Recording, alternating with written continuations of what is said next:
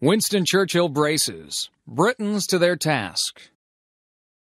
On Friday evening last, I received from His Majesty the mission to form a new administration. It was the evident will of Parliament and the nation that this should be conceived on the broadest possible basis, and that it should include all parties. I have already completed the most important part of this task. A war cabinet has been formed of 5 members, representing, with the Labour, Opposition, and Liberals, the unity of the nation. It was necessary that this should be done in one single day on account of the extreme urgency and rigor of events.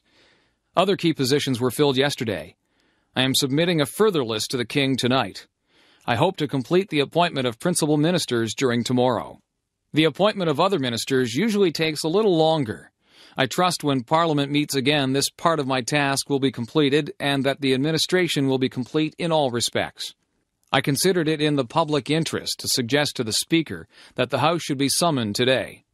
At the end of today's proceedings, the adjournment of the House will be proposed until May 21st, with provision for earlier meeting if need be. Business for that will be notified to MPs at the earliest opportunity. I now invite the House by a resolution to record its approval of the steps taken and declare its confidence in the new government. The resolution: that this House welcomes the formation of a government representing the united and inflexible resolve of the nation to prosecute the war with Germany to a victorious conclusion. To form an administration of this scale and complexity is a serious undertaking in itself. But we are in the preliminary phase of one of the greatest battles in history. We are in action at many other points, in Norway and in Holland, and we have to be prepared in the Mediterranean. The air battle is continuing, and many preparations have to be made here at home. In this crisis, I think I may be pardoned if I do not address the House at any length today, and I hope that any of my friends and colleagues, or former colleagues who are affected by the political reconstruction, will make all allowances for any lack of ceremony with which it has been necessary to act. I say to the House, as I said to ministers who have joined this government, I have nothing to offer but blood, toil, tears, and sweat. We have before us an ordeal of the most grievous kind. We have before us many, many months of struggle and suffering. You ask, what is our policy? I say it is to wage war by land, sea, and air. War with all our might and with all the strength God has given us, and to wage war against a monstrous tyranny never surpassed in the dark and lamentable catalogue of human crime. That is our policy. You ask, what is our aim? I can answer in one word. It is victory. Victory at all costs. Victory in spite of all terrors. Victory, however long and hard the road may be, for without victory, there is no survival. Let that be realized. No survival for the British Empire. No survival for all that the British Empire has stood for.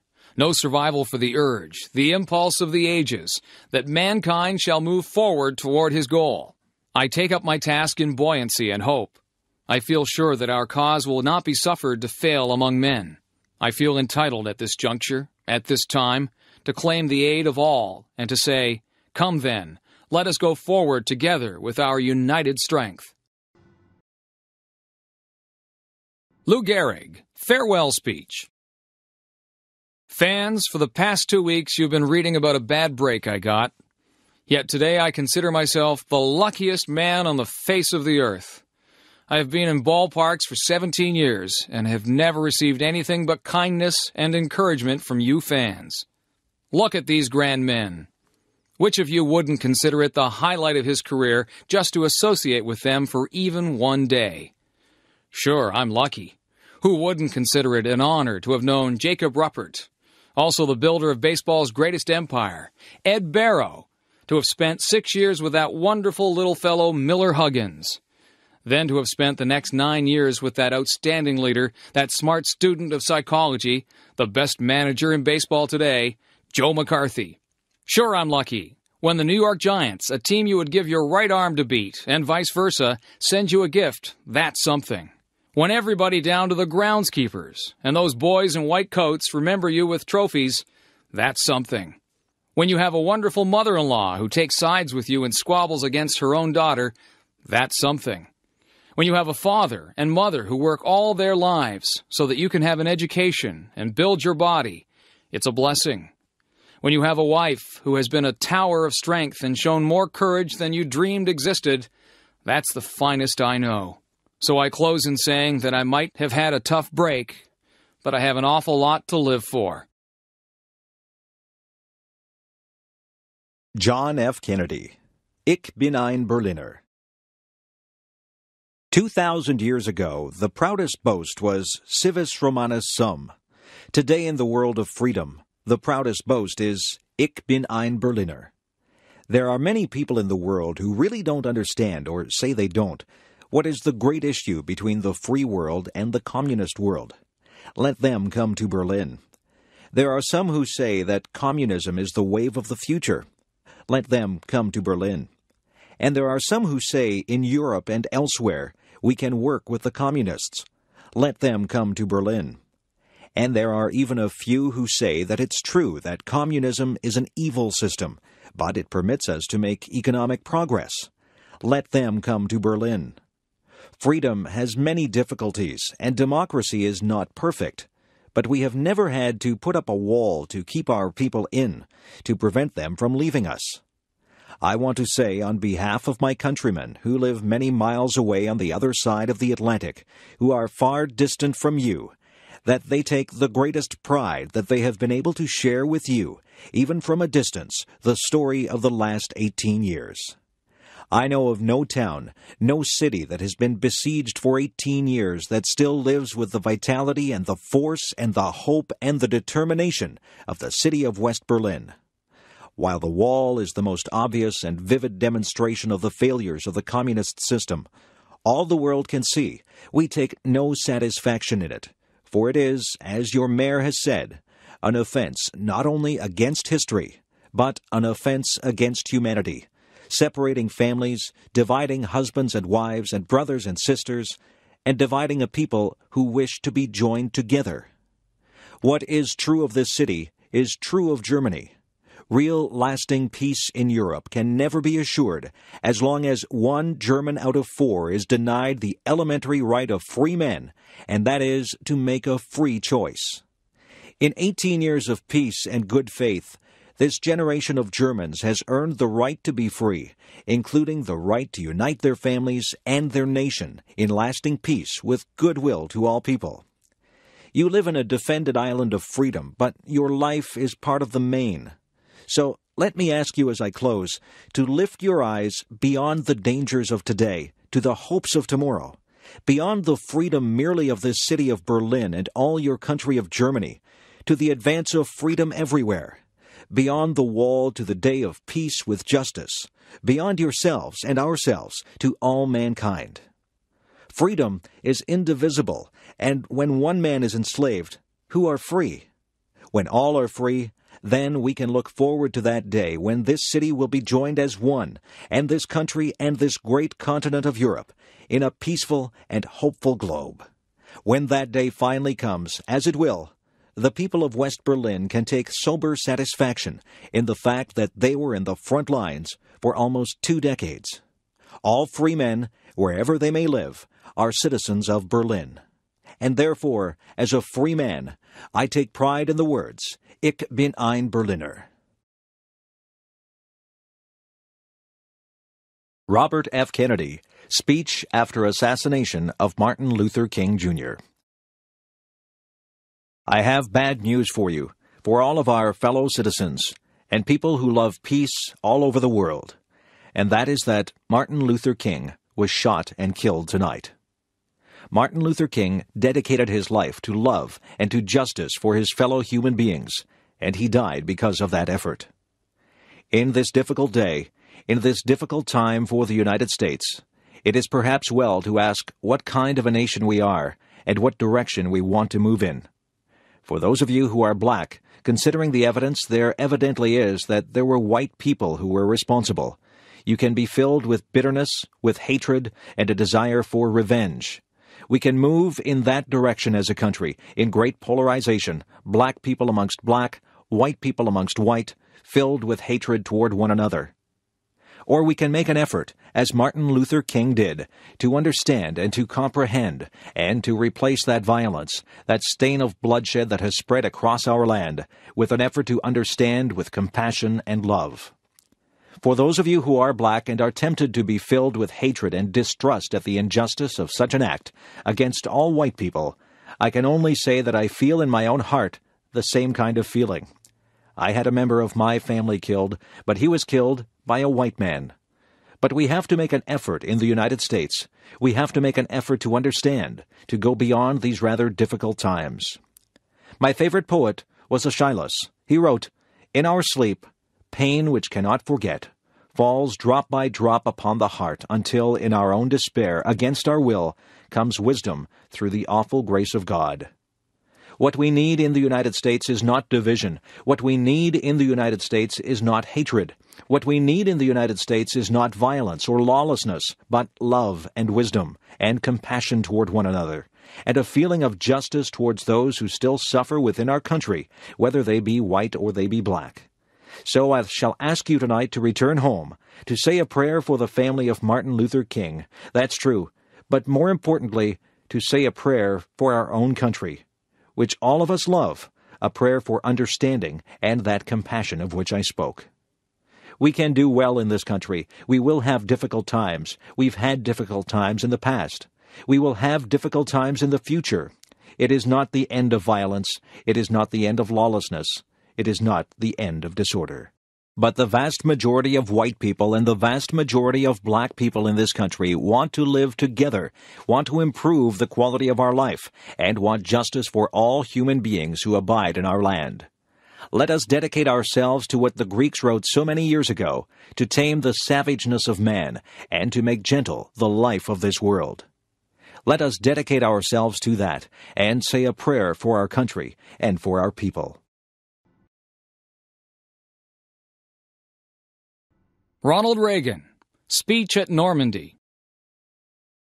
We're here to mark that day in history when the Allied peoples joined in battle to reclaim this continent to liberty. For 4 long years, much of Europe had been under a terrible shadow. Free nations had fallen. Jews cried out in the camps. Millions cried out for liberation. Europe was enslaved, and the world prayed for its rescue. Here in Normandy, the rescue began.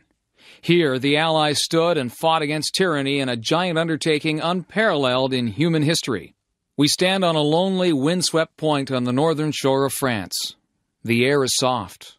But 40 years ago, at this moment, the air was dense with smoke and the cries of men, and the air was filled with the crack of rifle fire and the roar of cannon. At dawn, on the morning of the 6th of June, 1944, 225 Rangers jumped off the British landing craft and ran to the bottom of these cliffs. Their mission was one of the most difficult and daring of the invasion: to climb these sheer and desolate cliffs and to take out the enemy guns. The Allies had been told that some of the mightiest of these guns were here, and they would be trained on the beaches to stop the Allied advance. The Rangers looked up and saw the enemy soldiers at the edge of the cliffs, shooting down at them with machine guns and throwing grenades. And the American Rangers began to climb. They shot rope ladders over the face of these cliffs and began to pull themselves up.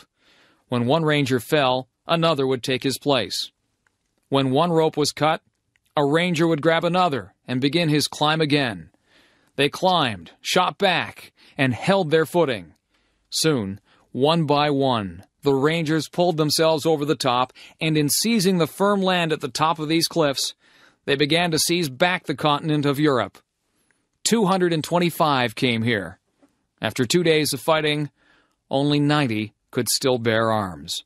Behind me is a memorial that symbolizes the Ranger daggers that were thrust into the top of these cliffs, and before me are the men who put them there. These are the boys of Pointe du Hoc. These are the men who took the cliffs. These are the champions who helped free a continent. These are the heroes who helped end a war. Gentlemen, I look at you, and I think of the words of Stephen Spender's poem. You are men who in your lives fought for life, and left the vivid air signed with your honor. 40 summers have passed since the battle that you fought here. You were young the day you took these cliffs.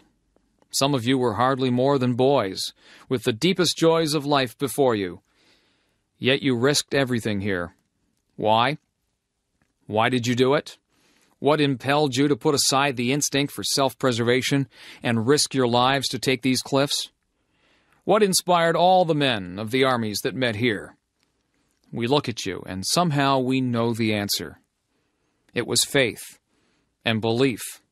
It was loyalty and love. The men of Normandy had faith that what they were doing was right, faith that they fought for all humanity, faith that a just God would grant them mercy on this beachhead or on the next. It was the deep knowledge, and pray God we have not lost it, that there is a profound moral difference between the use of force for liberation and the use of force for conquest. You were here to liberate, not to conquer. And so you and those others did not doubt your cause, and you were right not to doubt. You all knew that some things are worth dying for. One's country is worth dying for, and democracy is worth dying for, because it's the most deeply honorable form of government ever devised by man. All of you loved liberty. All of you were willing to fight tyranny, and you knew the people of your countries were behind you. Bill Clinton, Second Inaugural Address. My fellow citizens, at this last presidential inauguration of the 20th century, let us lift our eyes toward the challenges that await us in the next century. It is our great good fortune that time and chance have put us not only at the edge of a new century, in a new millennium, but on the edge of a bright new prospect in human affairs, a moment that will define our course and our character for decades to come. We must keep our old democracy forever young. Guided by the ancient vision of a promised land, let us set our sights upon a land of new promise. The promise of America was born in the 18th century out of the bold conviction that we are all created equal. It was extended and preserved in the 19th century when our nation spread across the continent, saved the Union, and abolished the awful scourge of slavery.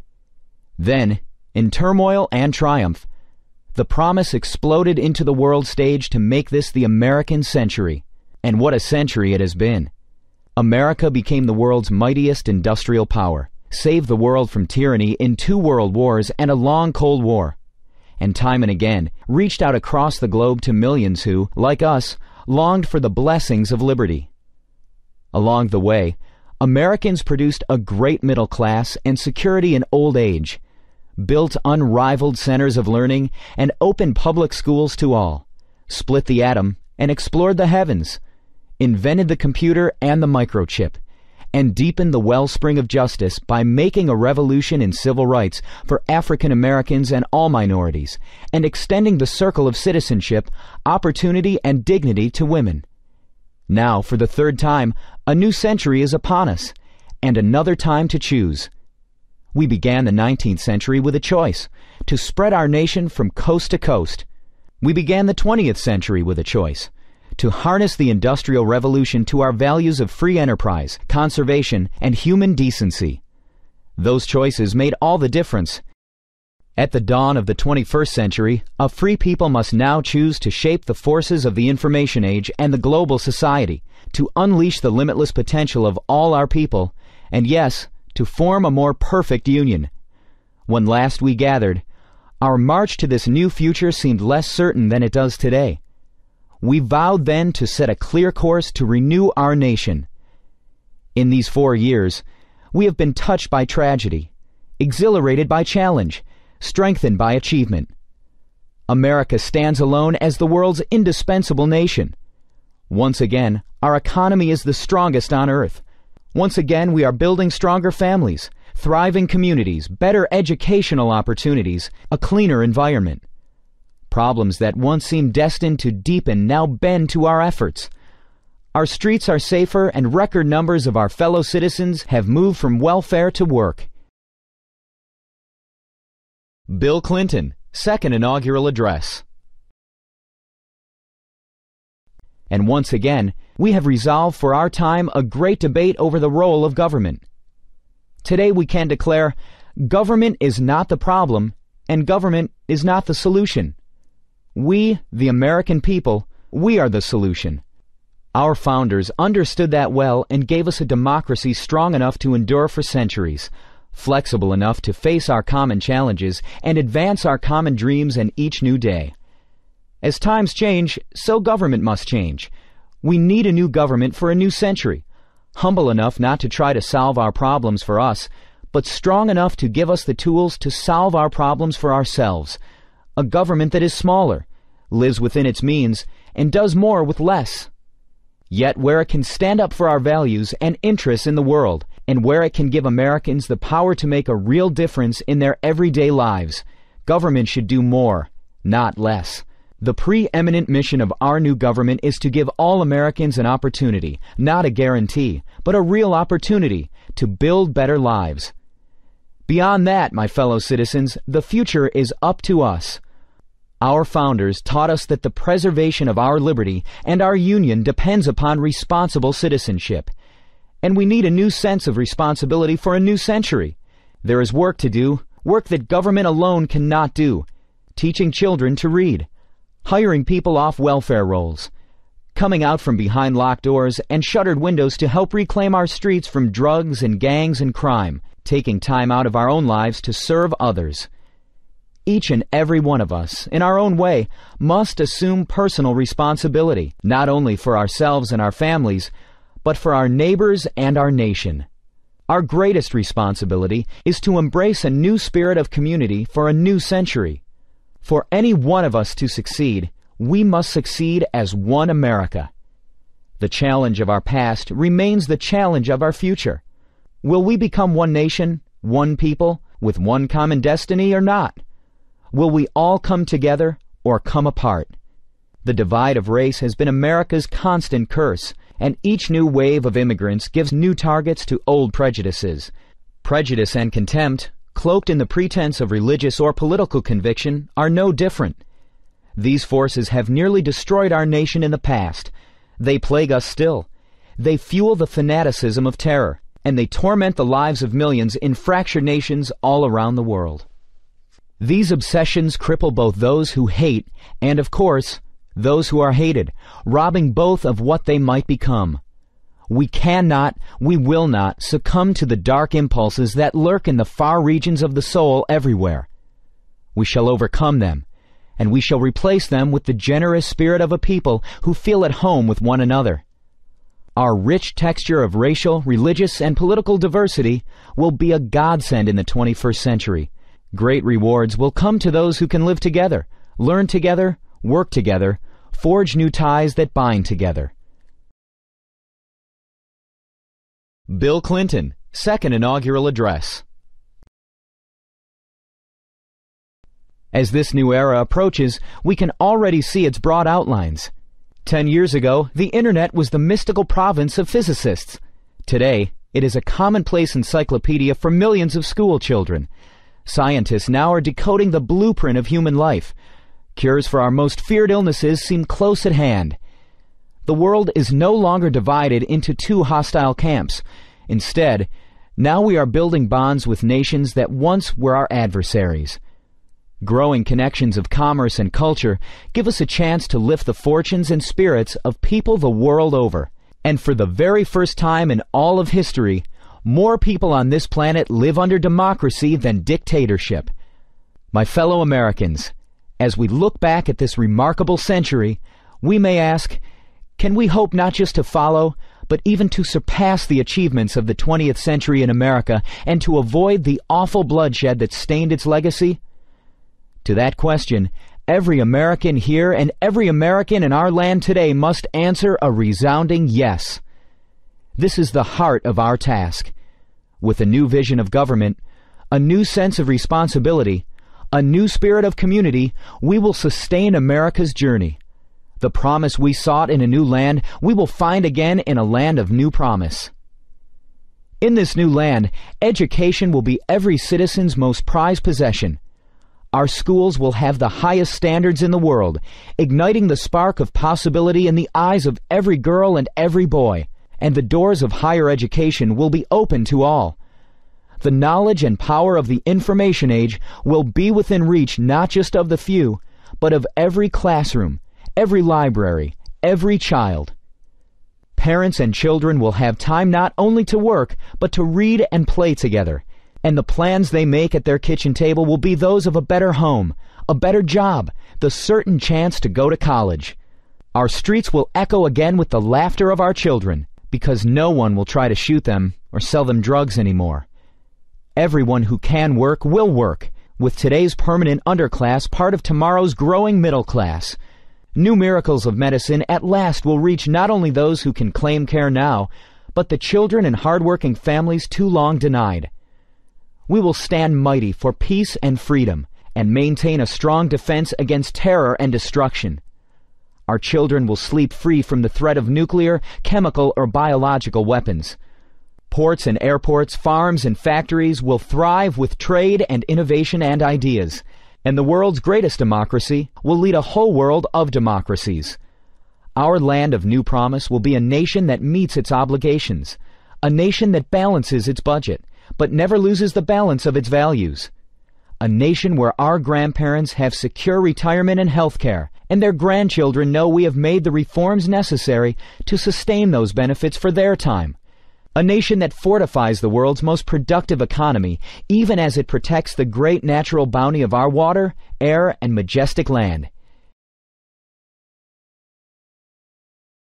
Bill Clinton, Second Inaugural Address. And in this land of new promise, we will have reformed our politics so that the voice of the people will always speak louder than the din of narrow interests, regaining the participation and deserving the trust of all Americans. Fellow citizens, let us build that America, a nation ever moving forward toward realizing the full potential of all its citizens. Prosperity and power. Yes, they are important, and we must maintain them. But let us never forget, the greatest progress we have made, and the greatest progress we have yet to make, is in the human heart. In the end, all the world's wealth and 1,000 armies are no match for the strength and decency of the human spirit. 34 years ago, the man whose life we celebrate today spoke to us down there, at the other end of this mall, in words that move the conscience of a nation. Like a prophet of old, he told of his dream that one day America would rise up and treat all its citizens as equals before the law and in the heart. Martin Luther King's dream was the American dream. His quest is our quest. The ceaseless striving to live out our true creed. Our history has been built on such dreams and labors, and by our dreams and labors we will redeem the promise of America in the 21st century. To that effort I pledge all my strength and every power of my office. I ask the members of Congress here to join in that pledge. The American people return to office a president of one party and a Congress of another. Surely they did not do this to advance the politics of petty bickering and extreme partisanship they plainly deplore. No, they call on us instead to be repairers of the breach and to move on with America's mission. America demands and deserves big things from us, and nothing big ever came from being small. Let us remember the timeless wisdom of Cardinal Bernardin when facing the end of his own life. He said, "It is wrong to waste the precious gift of time on acrimony and division." Fellow citizens, we must not waste the precious gift of this time, for all of us are on that same journey of our lives, and our journey too will come to an end. But the journey of our America must go on. And so, my fellow Americans, we must be strong, for there is much to do. The demands of our time are great, and they are different. Let us meet them with faith and courage, with patience and a grateful and happy heart. Let us shape the hope of this day into the noblest chapter in our history. Yes, let us build our bridge, a bridge wide enough and strong enough for every American to cross over to a blessed land of new promise.